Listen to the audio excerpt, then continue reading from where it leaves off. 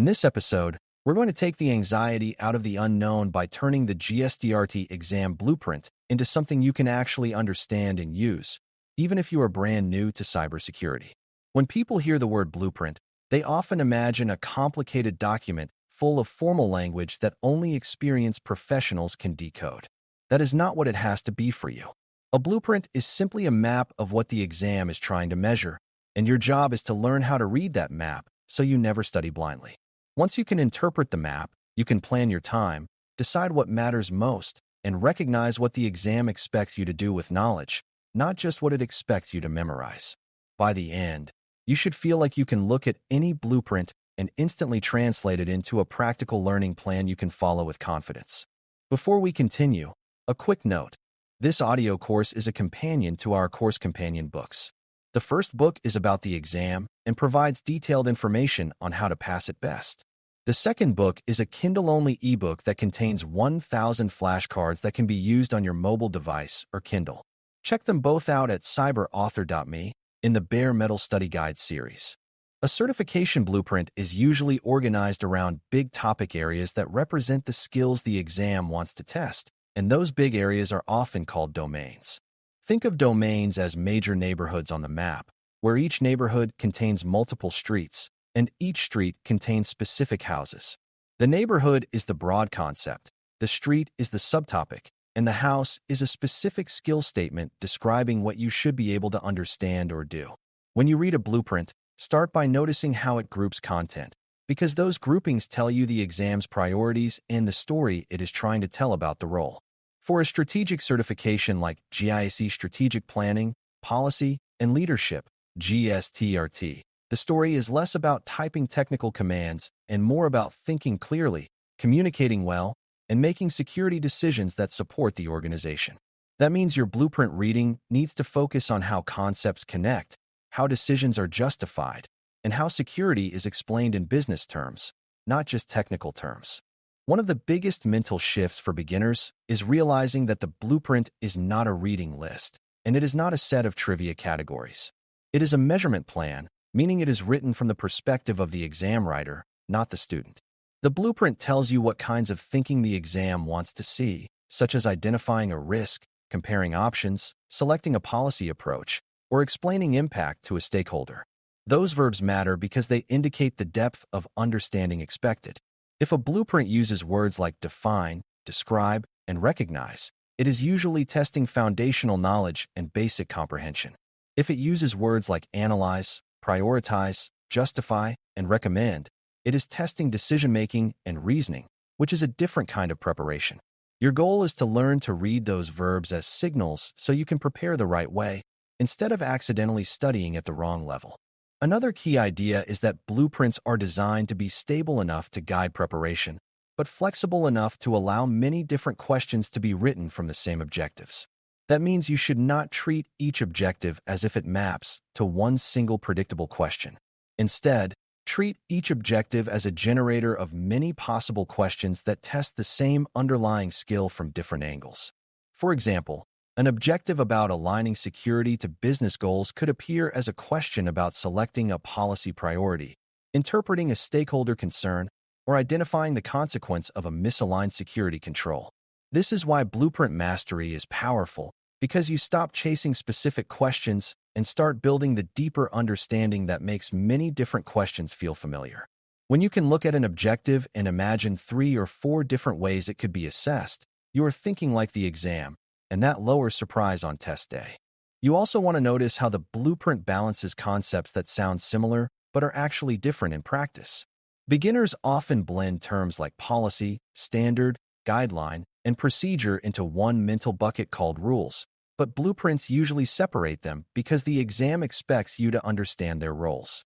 A policy is a statement of intent and direction, while standards and procedures get more specific about requirements and steps. A guideline is typically more flexible than a standard, which is often mandatory.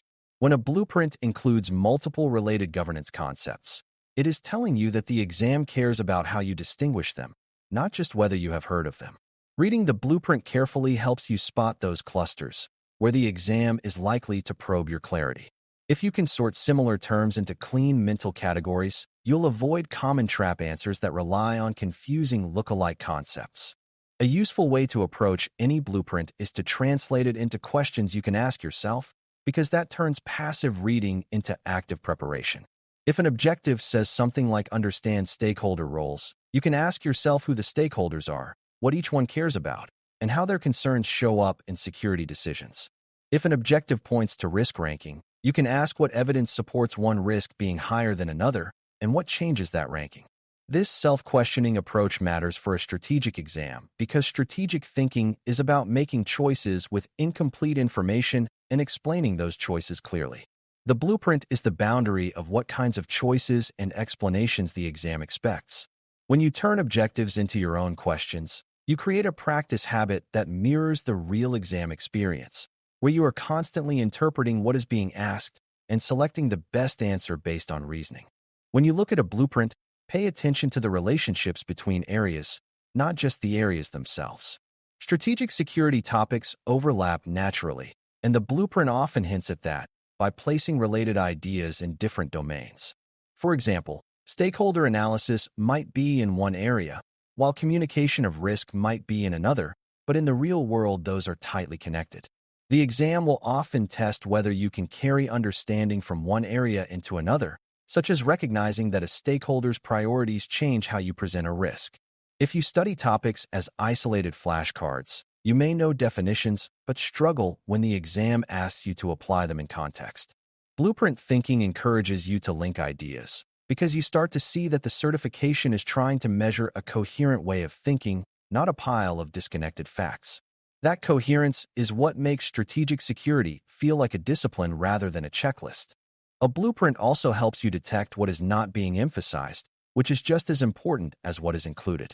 Beginners sometimes overstudy topics that feel exciting or familiar, like deep technical details, because those topics feel concrete and measurable. But if the blueprint is centered on strategy, governance, and business alignment, then heavy technical configuration details are not likely to be the main test of your readiness. That does not mean you ignore technical concepts entirely, because you still need enough understanding to talk about risk, controls, and threats. It means you study technical ideas at the level the blueprint implies, which is often conceptual and decision-focused. Blueprint clarity gives you permission to stop chasing unnecessary complexity and focus on what the exam is actually built to measure. That focus reduces stress because it turns preparation into targeted effort rather than endless accumulation. Another common misconception is that the blueprint is only about content, but it also implies perspective. A strategic certification expects you to think in terms of organizations, trade-offs, constraints, and communication, which is different from thinking like a technician focused on a single system. When the blueprint emphasizes business goals, stakeholders, governance, and policy, it is asking you to adopt the perspective of someone guiding security direction, not just executing security tasks. That perspective shapes how you interpret questions, because answers that are technically correct might still be wrong if they ignore business context, risk appetite, or stakeholder realities. Learning the blueprint is partly about learning what kind of role the exam is modeling in its questions. If you consistently choose answers that balance security with business needs, you are aligning with that modeled role, and the blueprint is your best clue about what that role looks like. To crack the blueprint with confidence, you need a repeatable reading method, and it can be simple. First, scan the domains and get a rough sense of the big themes, so you know the story the exam is telling. Second, read each objective and highlight the verb, because the verb tells you the skill level expected. Third, group objectives that feel connected, even if they are in different domains, because that reveals the cross-topic threads the exam may test. Fourth, translate objectives into plain language questions you can answer out loud, because spoken explanation is a great way to check real understanding for an audio-first learner. This method takes the blueprint from something intimidating into something you can actively work with. Over time, you will start to feel the blueprint becoming familiar, and that familiarity is what removes uncertainty and replaces it with direction. You can also use the blueprint to build your personal glossary of essential terms, but the key is to define terms in a way that supports decision-making. A beginner definition should not be a vague sentence that sounds nice, but does not help you pick an answer on a multiple-choice question. Instead, define terms by what they do, what they influence, and what they are often confused with. For example, if you define risk as simply bad things might happen, that is too fuzzy to help.